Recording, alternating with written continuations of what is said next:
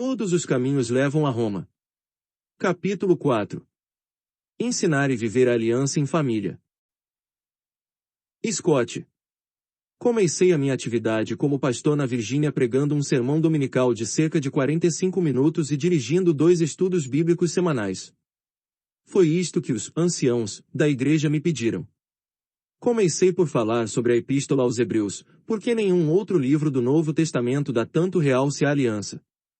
A congregação ficou entusiasmada com a ideia da aliança como família de Deus.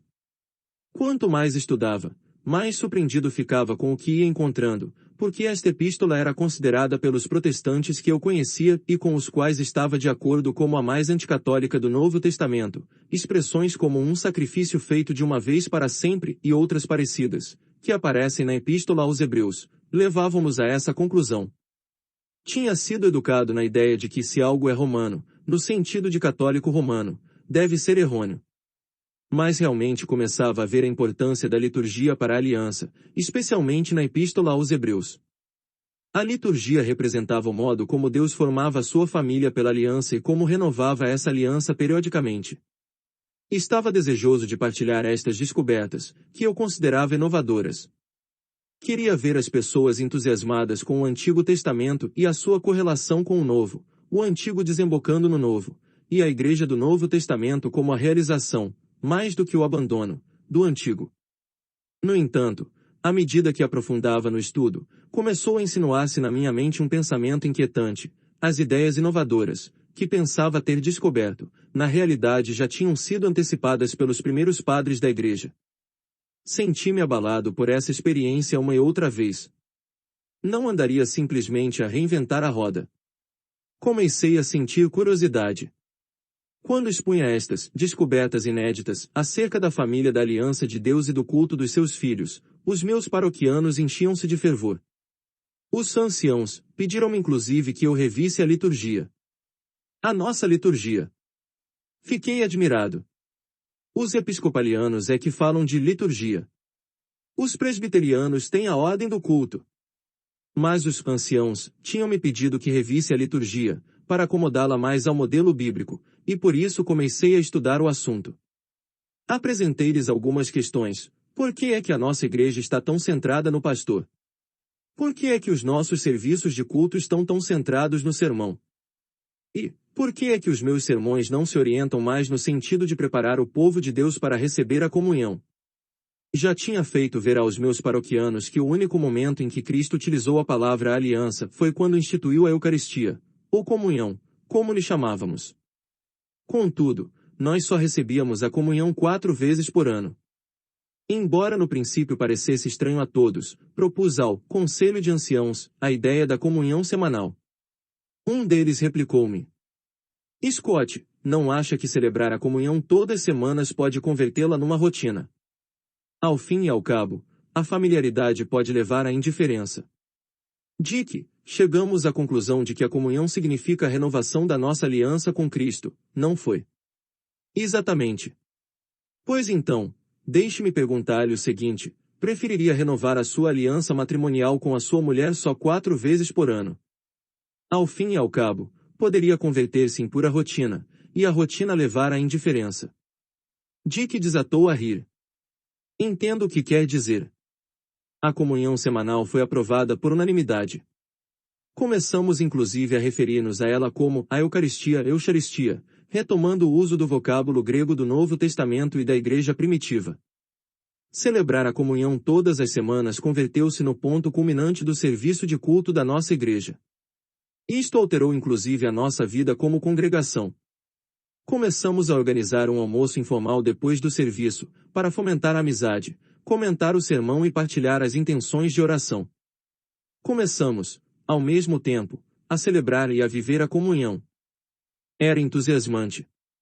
Isto deu-nos um verdadeiro sentido de culto e de comunidade.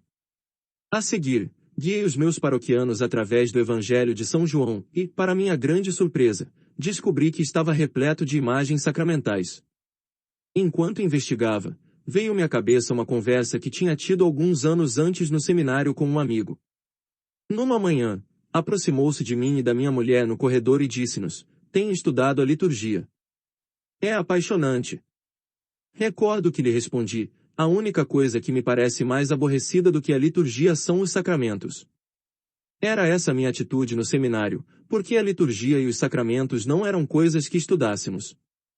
Não faziam parte da nossa bagagem cultural, não eram coisas que lêssemos nos textos, ou para as quais estivéssemos despertos. Mas aprofundar no estudo da Epístola aos Hebreus e do Evangelho de São João fez-me ver que a liturgia e os sacramentos eram parte essencial da vida da família de Deus. A partir desse momento, o romance de espionagem foi se convertendo gradualmente numa história de terror. Repentinamente, e para meu desconcerto e frustração, a Igreja Católica, que eu combatia, começava a apresentar as respostas corretas, uma após outra. Mais alguns casos, e a coisa começou a tornar-se aterradora. Durante a semana, ensinava a Sagrada Escritura num colégio cristão privado. Falava aos meus alunos de tudo o que se refere à aliança como família de Deus, e os alunos captavam tudo.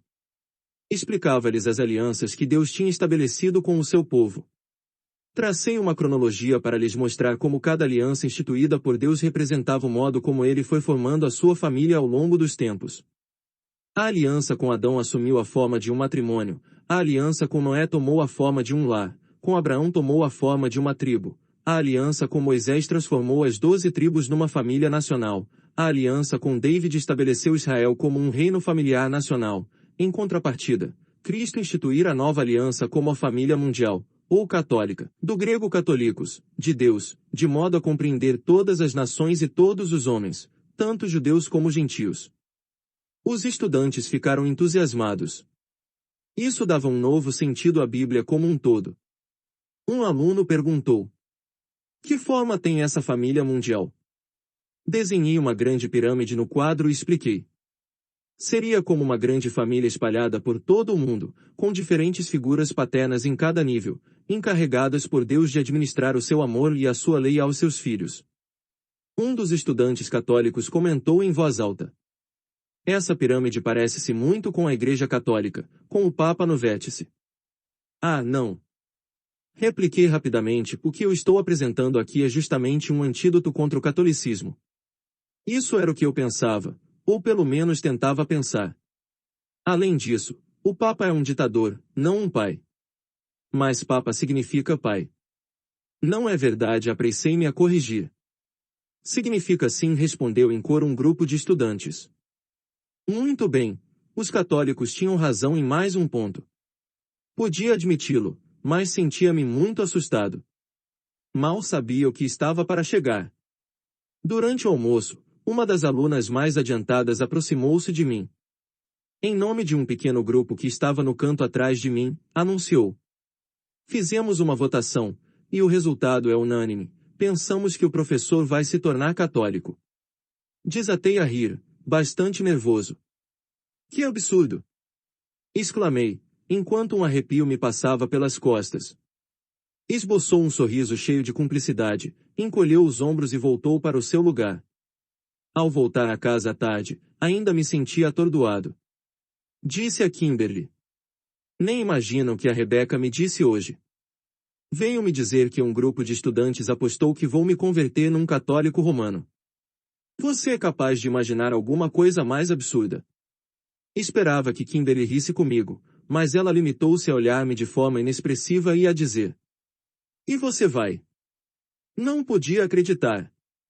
Como é que ela era capaz de pensar que eu atraiçoaria a verdade da Escritura e da Reforma tão facilmente? Senti-me como se tivessem me enfiado uma faca nas costas. Como é que você pode dizer isso? Balbuciei: isso é renegar a sua confiança em mim como pastor e como professor. Católico, eu. Amamentará-me com as obras de Lutero. O que é que você queria dizer? Eu estava habituada a considerar você como um homem profundamente anticatólico e comprometido com os princípios da Reforma. Mas ultimamente escuto você falar demais de sacramentos, liturgia, tipologia e Eucaristia. Então, Kimberly acrescentou algo que nunca esquecerei. Às vezes, penso que você poderia ser o Lutero ao contrário. Lutero ao contrário. Não fui capaz de dizer mais nada. Fui para o escritório, fechei a porta e deixei-me cair sobre a cadeira da escrivaninha, tremendo. Lutero ao contrário. Senti-me atordoado, desconcertado, confuso. Talvez estivesse perdendo a minha alma. Talvez estivesse atraiçoando o Evangelho. Sempre tinha querido ser um servo da palavra de Deus, e até esse momento pensava que era. Mas para onde ela estava me conduzindo? Lutero ao contrário.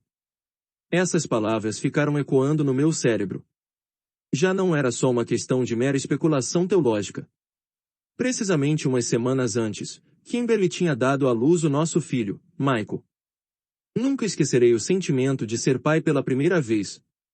Contemplei o meu filho e dei-me conta que o poder de dar vida que tem a aliança era muito mais do que uma teoria. Enquanto tinha nos braços, perguntei a mim mesmo a que igreja pertenceria ele, ou os seus filhos e netos.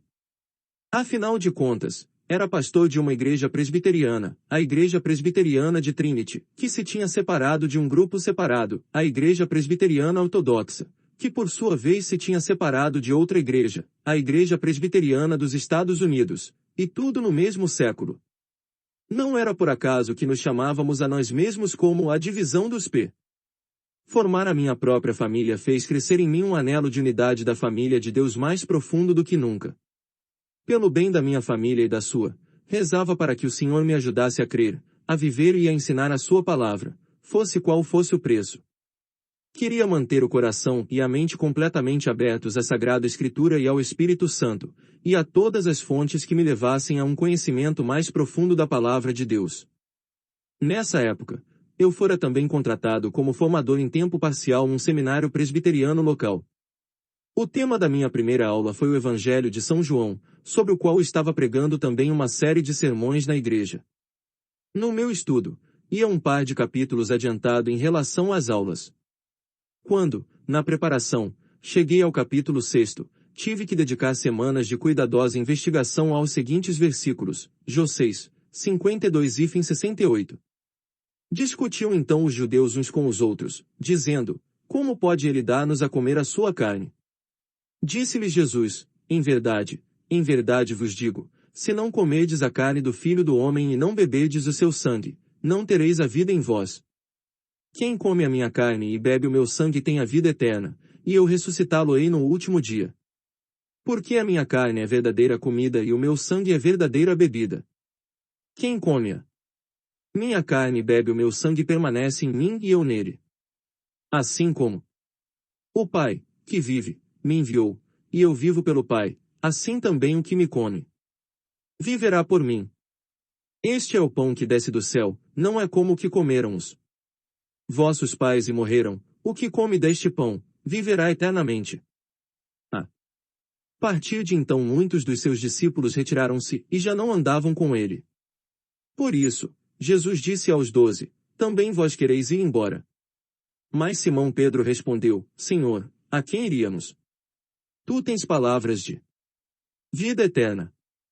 Comecei imediatamente a questionar o que os meus professores tinham me ensinado e o que eu próprio pregava à minha congregação sobre a Eucaristia como um mero símbolo, um símbolo profundo, certamente, mas apenas um símbolo. Depois de muita oração e de muito estudo, acabei por reconhecer que Jesus não podia falar simbolicamente quando nos convidou a comer a sua carne e a beber o seu sangue. Os judeus que o ouviam não teriam ficado ofendidos nem escandalizados com um mero símbolo. Aliás, se tivessem interpretado mal Jesus, tomando as suas palavras à letra quando ele queria que as palavras fossem tomadas em sentido figurado, teria sido fácil ao Senhor esclarecer esse ponto. Na verdade, já que muitos dos discípulos deixaram de segui-lo por causa deste ensinamento, vez 60, teria estado moralmente obrigado a explicar que falava apenas em termos simbólicos. Mas nunca o fez. Nem nenhum cristão, ao longo de mais de 1000 anos, negou a presença real de Cristo na Eucaristia. Isso estava claríssimo. Fiz então o que qualquer pastor ou professor de seminário teria feito se queria conservar o seu trabalho. Terminei o mais rapidamente que pude a série de sermões sobre o Evangelho de São João no fim do capítulo 5, e nas aulas praticamente saltei o capítulo 6. Embora os meus paroquianos e alunos estivessem entusiasmados com o restante dos meus ensinamentos, foram também percebendo que não correspondiam ao presbiterianismo tradicional e histórico. Mas não lhes podia dizer que o que estavam ouvindo e que acolhiam com tanto entusiasmo refletia aspectos da Escritura que, de algum modo, a Igreja Católica tinha descoberto e exposto há muito tempo. Uma noite, depois de várias horas de estudo, fui à sala de estar e disse a Kimberly que achava que não continuaríamos a ser presbiterianos. Estava tão convencido da necessidade de dar mais importância aos sacramentos e à liturgia do que lhes dá a tradição presbiteriana que lhe sugeri que nos uníssemos à tradição episcopaliana. Ela deixou-se cair no sofá e começou a chorar. Scott, o meu pai é ministro presbiteriano, o meu tio é ministro presbiteriano, o meu irmão prepara-se para ser ministro presbiteriano. E você é ministro presbiteriano. Eu não quero deixar de ser presbiteriana. Expôs claramente o seu ponto de vista. Mas o que ela não sabia é que eu não estava muito seguro, por mais que o desejasse, de que o nosso itinerário espiritual terminasse na igreja episcopaliana. As aulas sobre o Evangelho de São João lhes tinham parecido tão interessantes que me pediram que desse mais algumas, no semestre seguinte. Na realidade, pediram-me que trabalhasse em tempo integral, e aquelas aulas foram ainda melhores. Nas aulas de História da Igreja, um dos melhores alunos, um ex-católico, expôs um trabalho sobre o Concílio de Trento, e quando acabou me fez uma pergunta embaraçosa, que nunca tinha ouvido. Disse, Vespa Socrática, sempre fazendo perguntas incômodas, mas esta nunca me tinha ocorrido. Respondi o que qualquer professor apanhado desprevenido responderia, que pergunta tão tola. Mas, assim que essas palavras saíram da minha boca senti-me derrotado, pois tinha prometido a mim mesmo que, como professor, nunca usaria essa expressão. O aluno não se acovardou. Sabia que não era uma pergunta tola e, olhando-me de frente, desafiou-me. De acordo, mas então me dê pelo menos uma resposta tola. Disse-lhe. Vejamos primeiro Mateus 5, 17 e depois 2 Timóteo 3, 16, 17. Toda a escritura inspirada por Deus é útil para ensinar, para rebater, para corrigir e para formar na justiça, de modo que o homem de Deus seja perfeito, e preparado para toda a obra boa. E depois podemos ver também o que diz Jesus acerca da tradição em Mateus 15. A sua resposta foi cortante. Mas, professor, Jesus não estava condenando toda a tradição em Mateus 15, mas só a tradição corrupta. Quando 2 Timóteo 3, 16 menciona toda a Escritura, não diz, só a Escritura é útil. Também a oração, a evangelização e muitas outras coisas são essenciais. E o que dizer de 2 Tessalonicenses 2, 15? Ah, sim.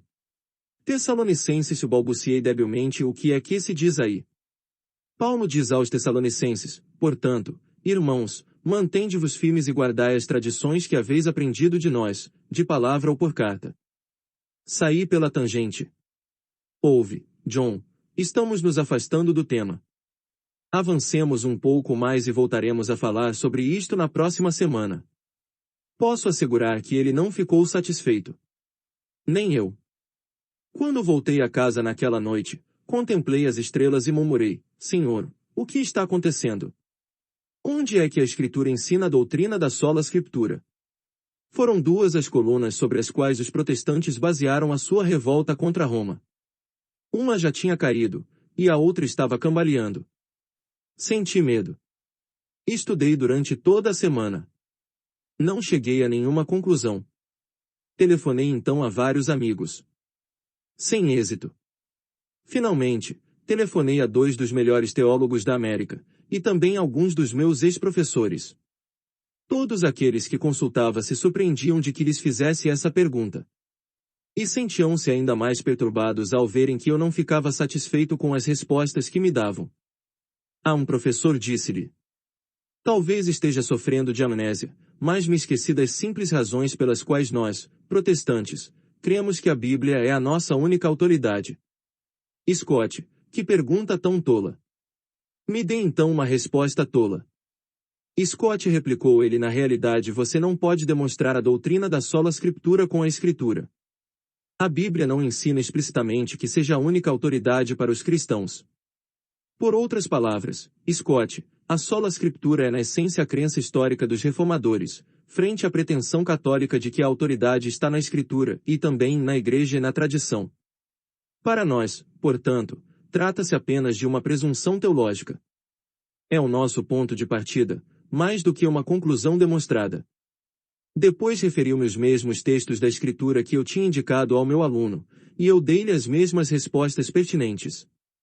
Que mais poderíamos acrescentar? Perguntei-lhe. Scott, repara no que ensina a Igreja Católica. É óbvio que a tradição está errada. Claro que está errada. Concordei, mas onde é que se condena o conceito de tradição? E por outro lado, o que é que quis dizer Paulo quando pedia aos Tessalonicenses que se ajustassem à tradição, tanto escrita como oral? Continuei a pressionar, não é irônico. Nós insistimos em que os cristãos só podem acreditar no que a Bíblia ensina, mas a própria Bíblia não ensina que ela seja a única autoridade. Perguntei a outro teólogo. Qual é para você o pilar e o fundamento da verdade? A Bíblia, evidentemente. Então por que é que a Bíblia diz em 1 Timóteo 3:15 que a Igreja é o pilar e o fundamento da verdade? Você me confunde, Scott. Eu é que me sinto confundido. Mas, Scott, que igreja? Quantos candidatos a esse lugar existem? Quero dizer, quantas igrejas dizem que são a coluna e o fundamento da verdade? Quer dizer que você está se convertendo num católico romano? Espero que não. Senti que o chão tremia, como se alguém estivesse puxando o tapete mesmo debaixo dos meus pés. Era a pergunta mais importante, e ninguém tinha uma resposta. Pouco depois, o presidente do conselho diretor do seminário veio me convidar, em nome dos outros membros, a aceitar um lugar em tempo integral como decano do seminário. A oferta devia-se ao fato de os meus cursos terem recebido muito boa aceitação e os estudantes estarem entusiasmados. Era o trabalho que sonhava ter quando tivesse 50 anos. E me ofereciam de mão beijada com a madura idade de 26 anos. Embora não pudesse explicar o porquê, tive que recusar. Quando cheguei em casa, falei dessa oferta à minha mulher. Kimberly, não há nada no mundo que eu gostaria tanto de fazer como ensinar num seminário. Mas quero estar certo de que ensino a verdade. Porque um dia vou comparecer diante de Cristo para lhe dar contas do que ensinei ao seu povo. E não me servirá de nada escudar-me atrás da minha igreja e dos meus professores. Terei de ser capaz de olhá-lo nos olhos e de lhe dizer, Senhor, ensinei tudo o que tu me ensinaste através da tua palavra. Mas agora, Kimberly, já não estou seguro de qual é esse ensinamento, e não posso continuar a transmiti-lo enquanto não estiver seguro. Cruzei os braços e preparei-me para a sua resposta. Ela respondeu de forma cortês. Isto é o que mais admiro e respeito em você, Scott.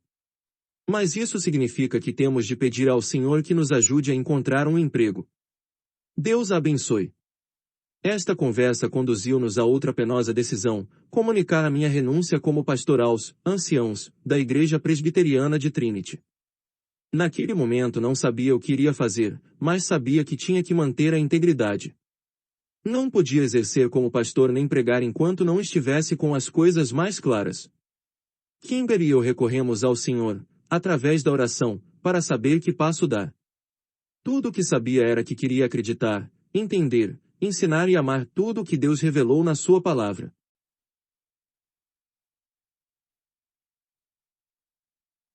Kimberly. A nossa chegada à Virgínia foi o começo do que poderia chamar o conto das 4 estações. Entramos num período de verão dos nossos sonhos que iam se convertendo em realidade. Scott era ministro da Igreja Presbiteriana de Trinity, professor na Escola Cristã de Fairfax, e mais tarde, nesse mesmo ano, instrutor no Instituto Teológico Dominion. Eu era a esposa do pastor, algo que sempre desejara, e além disso ia ser mãe pela primeira vez.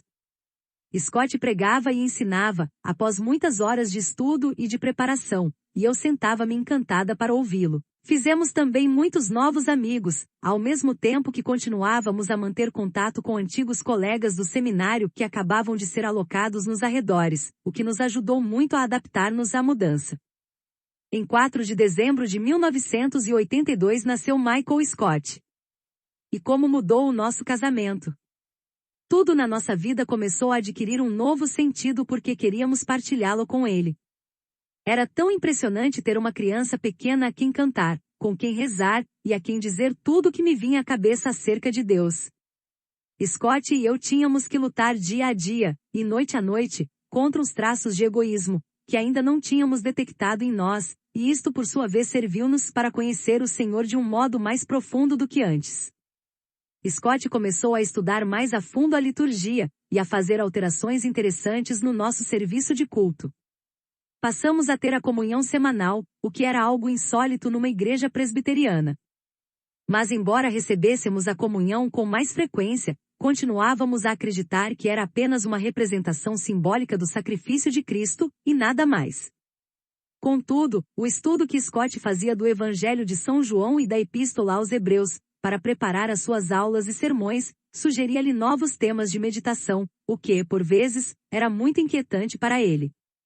Scott ia buscar muitas ideias nos primeiros padres da igreja, e começou a expô-las nos sermões. Foi algo inesperado para ambos, porque não tínhamos lido praticamente nada dos padres da igreja durante os anos do seminário. Na verdade, no último ano nos tínhamos queixado, entre amigos, de um certo romanismo latente, quando um sacerdote anglicano propôs um seminário sobre os primeiros padres da igreja. E agora aí estava Scott citando-os nos sermões. Uma noite saiu do escritório e disse-me: Kimberly, tenho que ser sincero contigo. Você conhece algumas das dúvidas com que me tenho debatido, e as perguntas para as quais não consigo encontrar resposta. Não sei quanto tempo mais continuaremos a ser presbiterianos. Talvez tenhamos que nos tornar episcopalianos. Afundei-me na cadeira e comecei a chorar. Pensei, se quisesse ser episcopaliana teria casado com um episcopaliano. Não quero ser episcopaliana. Onde Scott iria parar nesta peregrinação? Só estava segura de uma coisa, ele nunca pensara seriamente que os católicos pudessem ser cristãos, pelo que não havia a menor possibilidade de que isso viesse a acontecer. Chegou então essa noite decisiva em que um estudante, ainda por cima, um ex-católico, lhe perguntou onde é que a Bíblia ensina a doutrina da sola scriptura. Enquanto Scott procurava uma resposta para dar ao jovem, partilhou comigo a sua preocupação primordial. A separação entre protestantes e católicos no tempo da Reforma assentava em dois princípios fundamentais: que somos justificados unicamente pela fé, e que a nossa única autoridade é a Escritura.